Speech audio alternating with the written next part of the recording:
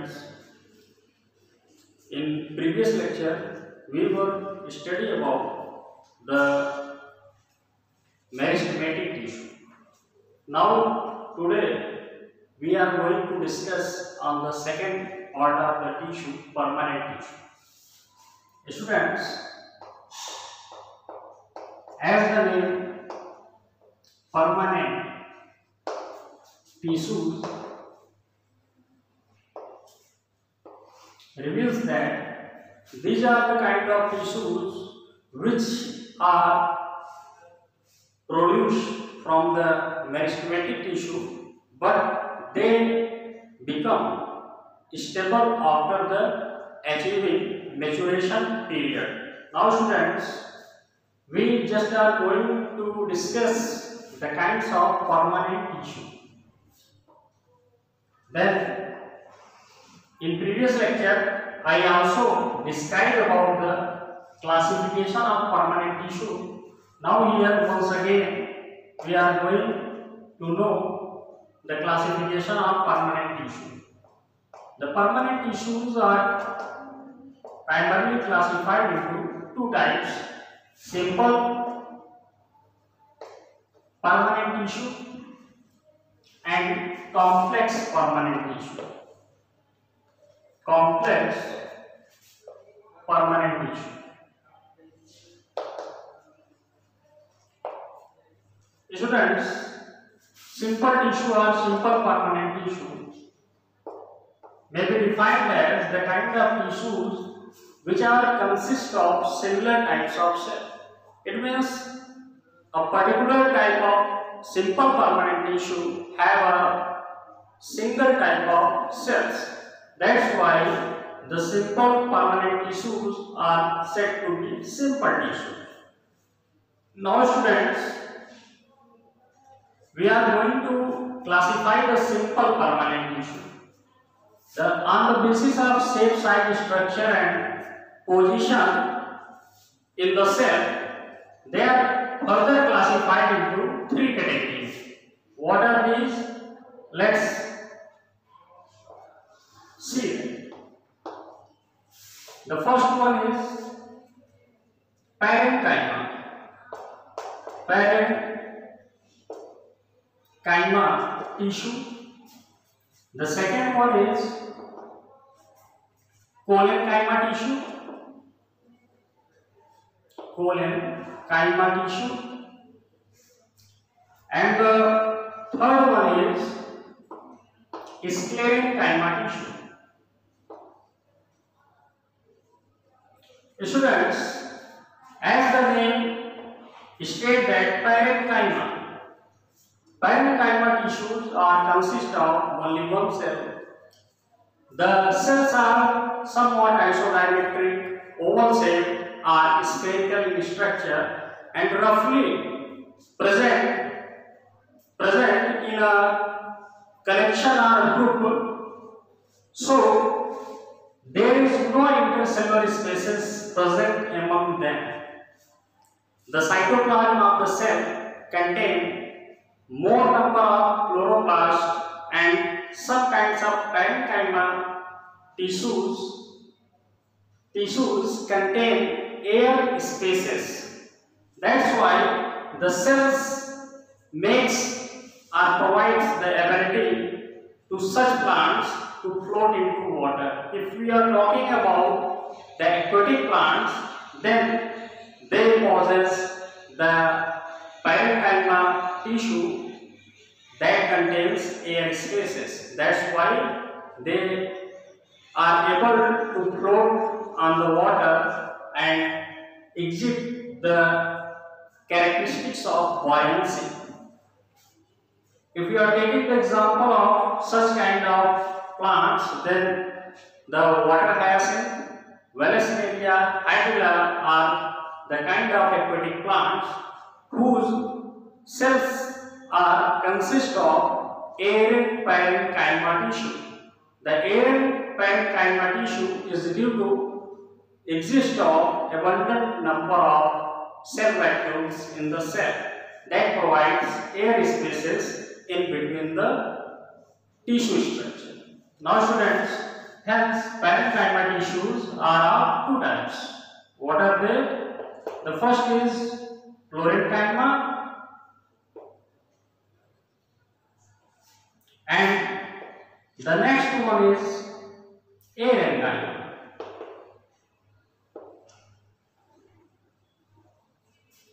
Parenchyma is due to presence of abundant number of chloroplast containing cells in the parenchyma tissue. That's why called parenchyma tissue.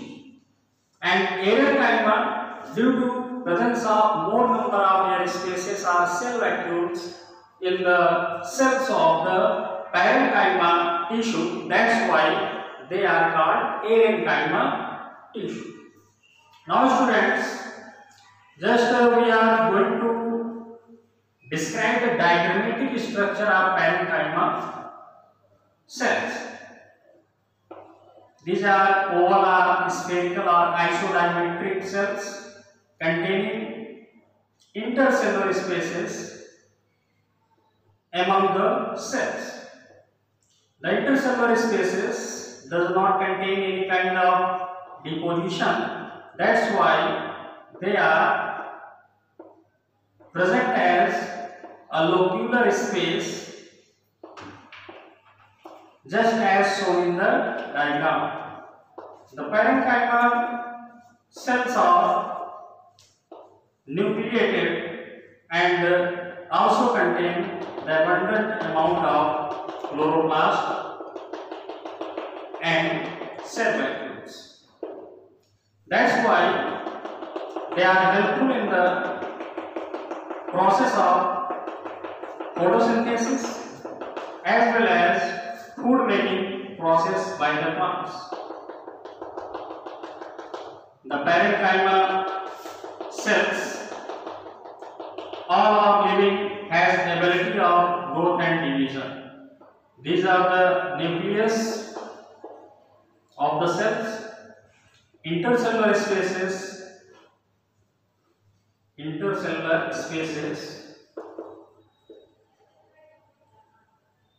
cellular spaces, and a large number of cell vacuoles also present in such type of cell. This is a simple structure of parenchyma cell. Now students, we are going to discuss about the parenchyma.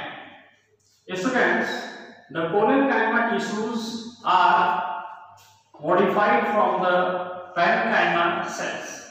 They are found in the peripheral region of the cortex region of the plant's stems, as well as some kinds of tissues that are succulents in nature. Now students, we are just going to describe the structure of parenchyma tissue.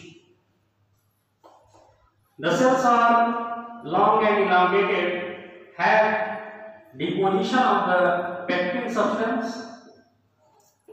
just as shown in the structure.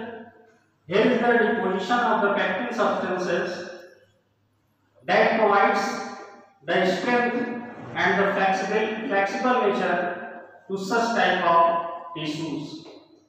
They not only provides the strength as well as they provide the tensile strength to the plants. That's why the plant's branches can be easily bow down without any kind of cracking or disturbance in their structures. These are the elongated cells having the deposition of lignin-like substances. Lignin are the cementing agents that helps in filling the intercellular spaces present among the cell. This is a LS of lateral section of a parenchymatous corky stem to illustrate the structure of parenchyma.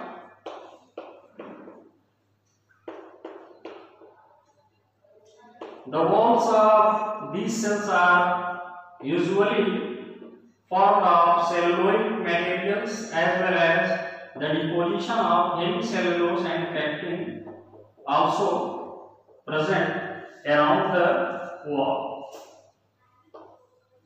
These are isodiametric or polyhedral group of cells as I illustrate in the diagram, and the intercellular spaces between the cells is filled with cementing agent that is called pectin.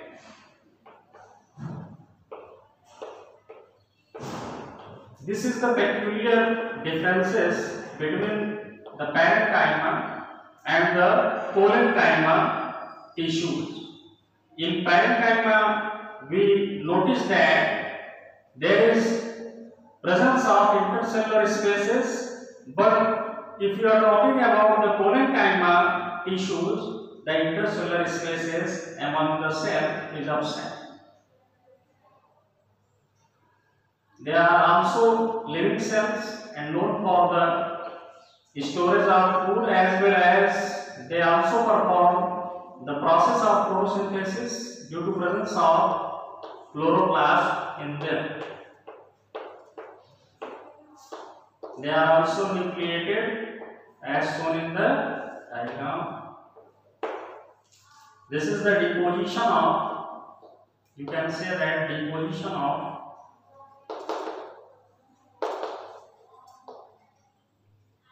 pectin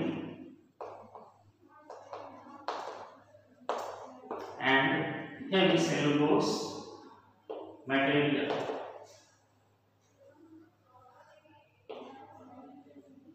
As substances.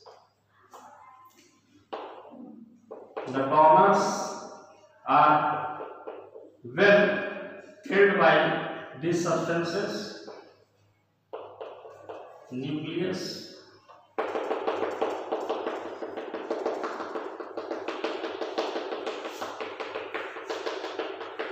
cytoplasm,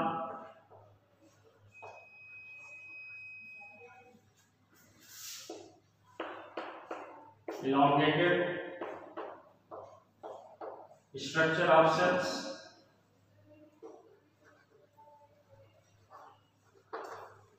which can be very significantly and easily shown in the lateral section of the parenchyma tissue. And this is the transversal section TS of parenchyma. Thus, students, like to the parenchyma, the main function of the parenchyma is to provide tensile strength to the branches, leaves, and other cortecial region of the plants. And another function is in the presence of chloroplast, they have also ability to perform the process of photosynthesis. Now, students, we are going to discuss on the next and last topic of the simple permanent tissue, that is sclerenchyma. Students, the term sclerence is derived from the Greek word that means rigid. That means rigid or strong.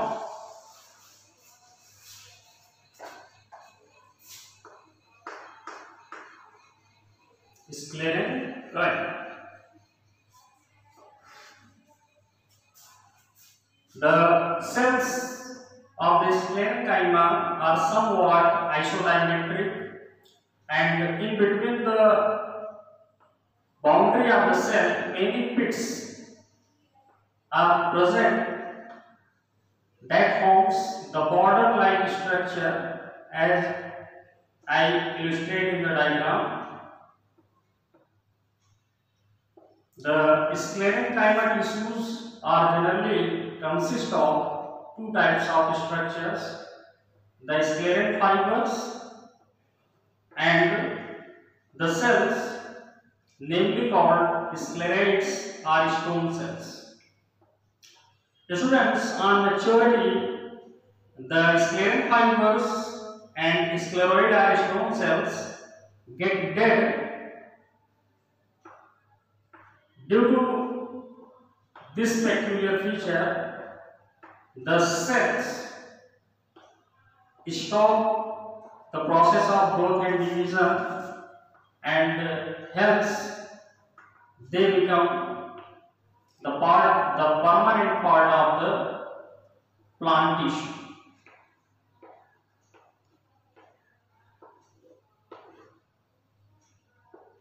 This is the structure. And now I here describe the pits that are associated with one to another walls. The walls of the sclerenchymatous tissue has the deposition of lignin material along with the cellulose. And on maturity, the cytoplasm of the cells get dried. That's why the cells become dead.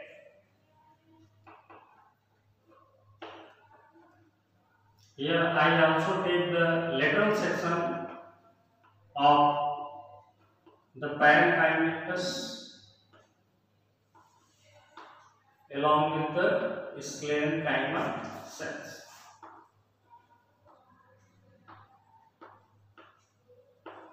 To easily understand what is the anatomical structure of these cells.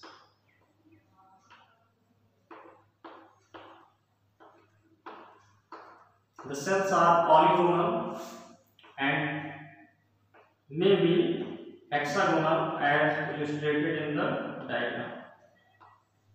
I also mark the presence of pits just after making the cytoplasmic, the inner wall of the cell.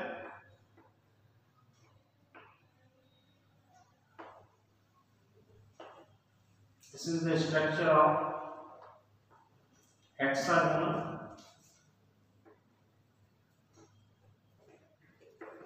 and these cells become dead. That's why here we do not represent the nucleus and any other cytoplasmic structures.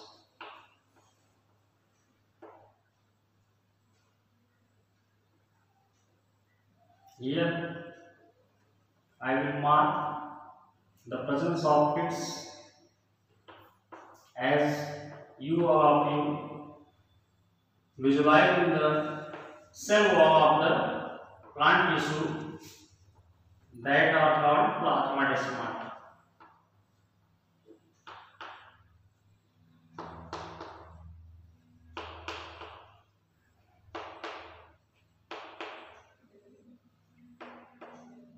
These are the pitted structures, and this is the apex of sclerenchyma.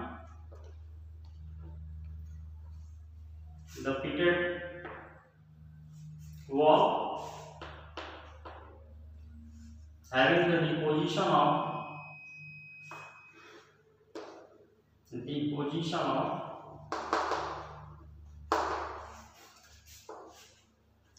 lignin with cellulose.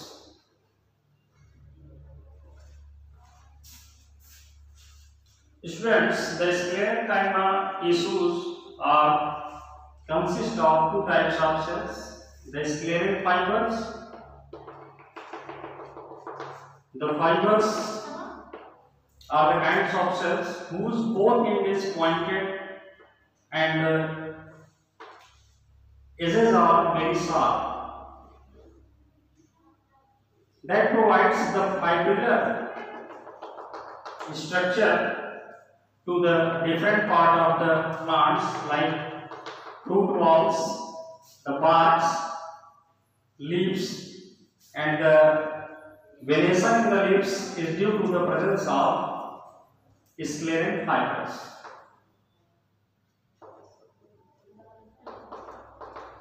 Sclerin fibers. Now here, these are the sclerites, or you can also know them by the name of stone cells. Why they are called stone cells? Because these are very rigid structures and provides the mechanical strength to the fruit wall. Like if we are talking about the wooden apple, in Hindi it is commonly known as bear. The wall of the wooden apple is very strong due to presence of these sclerite cells, or you can say that stone cells. Whereas if you are talking about the mesocarpic part of a mango, then we find that there is many fibrous structures are present. That structures are just sclerin fibers. These are stone cells, or you can say sclerates fibers, sclerate cells. Thus, students, this is the descriptive study about the sclerenchyma and the kinds of cells through which it is consist of. What is the function of the sclerenchymatous tissue? The important function of the sclerenchymatous tissue is to provide mechanical strength to the plant body, as well as they also provide the structure so that the plants can be stable and can be sturdily erect stand. Thanks students for joining today's lecture.